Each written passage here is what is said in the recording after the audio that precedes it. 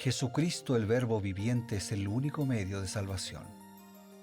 Él es el centro del pensamiento de nuestra vida, la fuente y la autoridad de la doctrina. El principal propósito de la vida de Cristo fue la obediencia a los mandamientos, exaltando la ley de Dios como un reflejo de su carácter. El principal mensaje a ser predicado en el mundo, basado en Apocalipsis 14, está representado por 3 ángeles llevando el Evangelio eterno al mundo entero. Este mensaje se basa en los encantos inigualables de Cristo y declara que la hora del juicio ha llegado y llama a obedecer los mandamientos de Dios. Mediante su palabra, Dios ha comunicado a los hombres el conocimiento necesario para la salvación.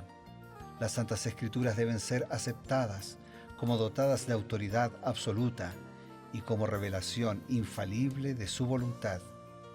Y aunque el canon de las Escrituras inspiradas está cerrado, el Espíritu Santo continúa iluminando, amonestando y confortando al pueblo de Dios a través del testimonio de Jesús, el Espíritu de profecía.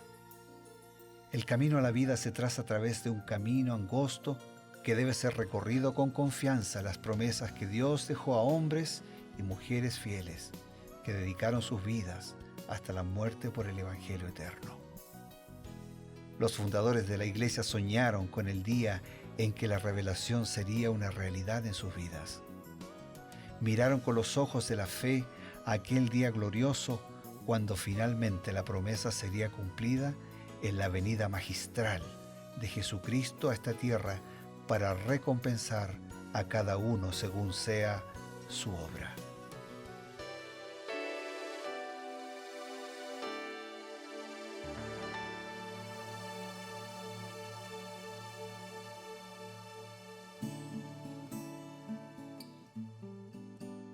Como cada día, queridos amigos, es una alegría volver a encontrarnos aquí a través de Nuevo Tiempo.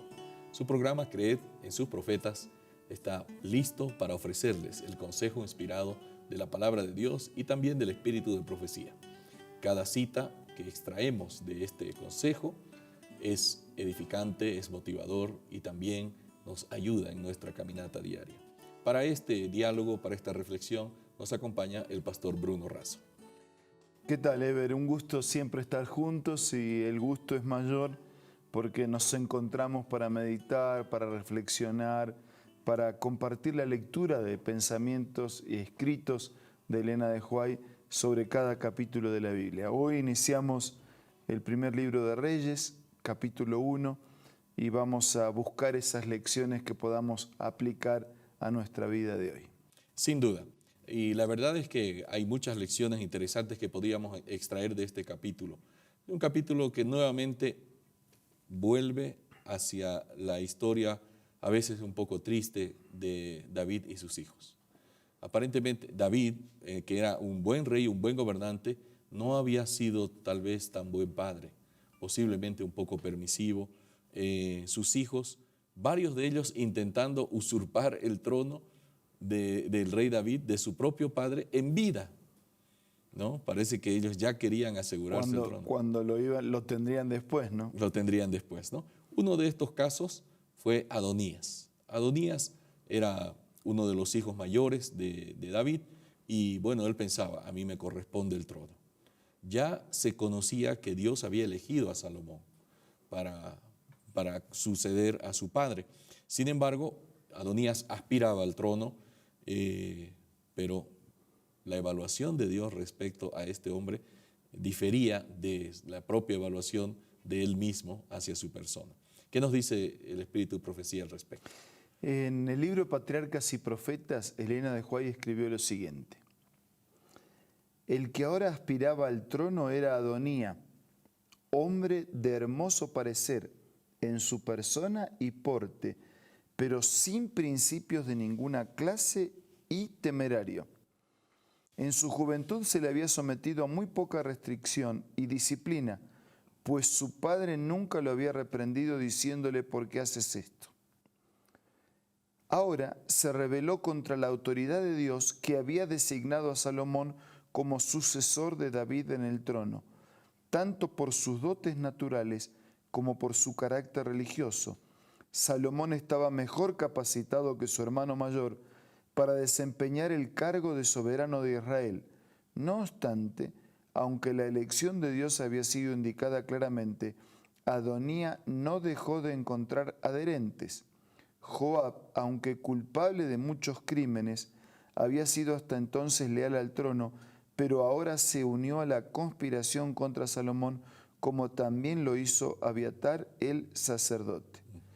Entonces, como resultado, ¿no?, de haber sido creado sin límites, sin disciplina, sin orientación, sin mostrar un camino, terminó oponiéndose a lo que era el plan de Dios. O sea, quien le falta respeto a su padre terrenal, le va a faltar el respeto a su Padre que está en el cielo. Quien respeta a Dios, su palabra y su voluntad, también respeta a sus padres, ¿no? Claro. Y esto es interesante porque la evaluación del carácter de Adonía era claramente un hombre sin principios de ninguna clase y temerario. Esto es tremendo, ¿no? Es decir, realmente Dios no se va con vueltas, ¿no? Este hombre sin principios no puede suceder a su padre en el trono, aunque por jerarquía le correspondía a Adonía, pero Dios tenía otros planes porque él miraba el carácter más allá de su porte varonil. Claro, lo que pasa es que en la línea sucesoria, genealógicamente, le correspondía. Claro. Pero desde el punto de vista de la preparación, de la formación, de la experiencia, de la actitud y de la aptitud, de la capacidad, no estaba en condiciones, porque no se puede administrar, no se puede gobernar, no se puede dirigir sin principios, y mucho menos siendo temerario, es decir, pretendiendo que es el centro de la escena. Y al ser temerario seguramente tenía acciones sin consultar con Dios. No, claro, hay que dar por descontado que esa temeridad es eso, es el resultado de suponer que se puede solo y actuar a espalda de todos, inclusive en primer lugar a espaldas de Dios. Sin duda. Pero ¿qué nos aumenta la inspiración al respecto de cómo fue solucionada la revuelta de Adonías? La declaración de Patriarcas y Profetas dice así: la rebelión estaba madura. Los conspiradores se habían reunido en una gran fiesta en las cercanías de la ciudad para proclamar rey a Adonías, cuando sus planes fueron frustrados por la rápida acción de unas pocas personas fieles, entre las cuales las principales eran Sadoc, el sacerdote, Natán, el profeta, y Betsabé, la madre de Salomón.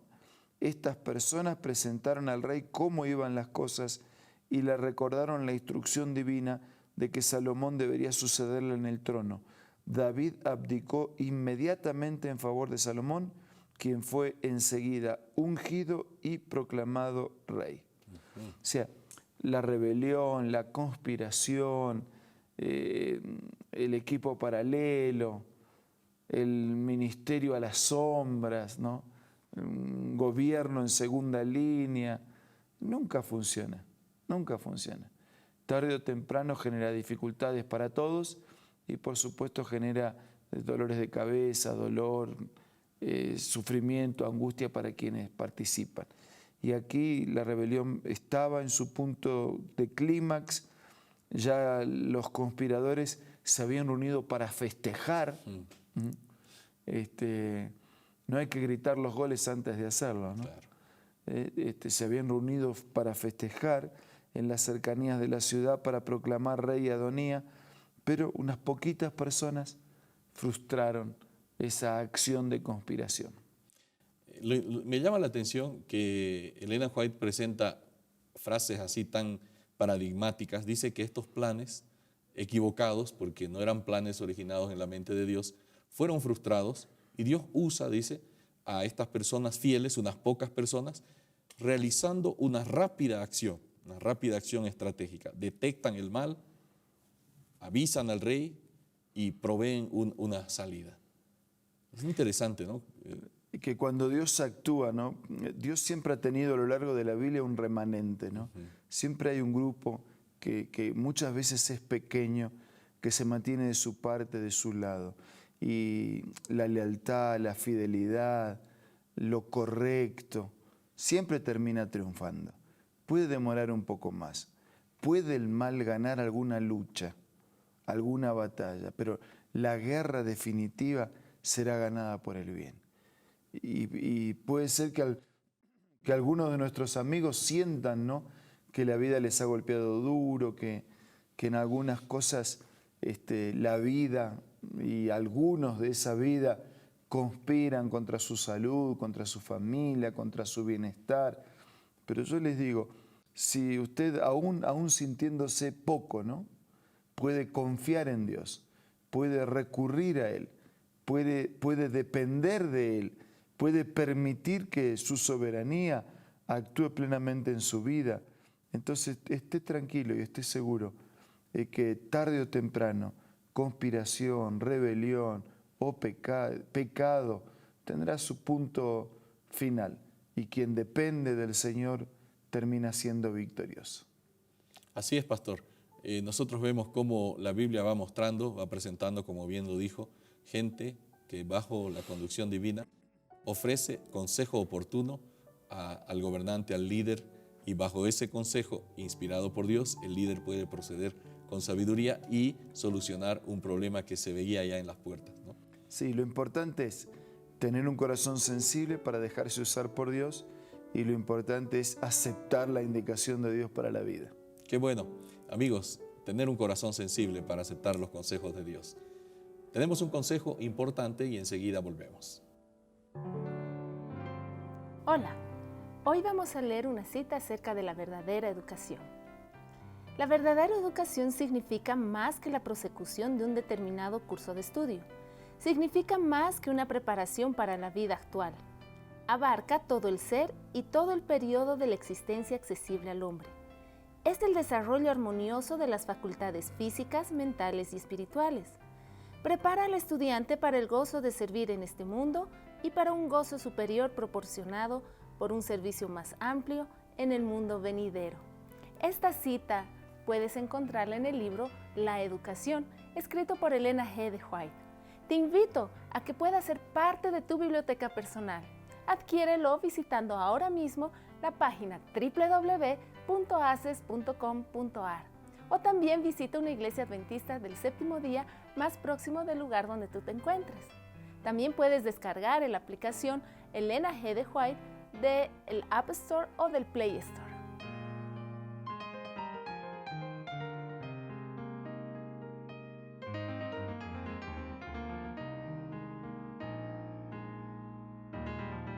Estamos en su programa Creed en sus profetas y hemos analizado un poco la vida de dos personajes, la vida de Salomón, la vida de Adonía, y Dios siempre coloca la solución por medio de personas que están bajo su dirección. Vamos a recibir una invitación y también la invocación al cielo. Yo diría que más que en rebelión con Dios, en rebelión con los demás, nosotros debemos estar en comunión con Dios, y esa comunión con Dios se va a reflejar en comunión con los demás. Que este sea un día no de rebelión, sino un día de comunión. Ahora vamos a orar. Señor, queremos mantener una comunión permanente contigo. Amén. Por favor, toma nuestra vida y abrázanos a través de tu palabra, y que nosotros también podamos responderte con docilidad, buscando tu consejo, escuchando tu consejo y siguiendo tu consejo. Bendice a todos, lo pedimos, lo agradecemos en el nombre de Jesús. Amén. Amén. Queremos agradecerles por su compañía y reiterarles nuestros deseos de reencontrarnos una vez más por medio de Nuevo Tiempo aquí en su programa Creed en sus profetas. Hasta mañana.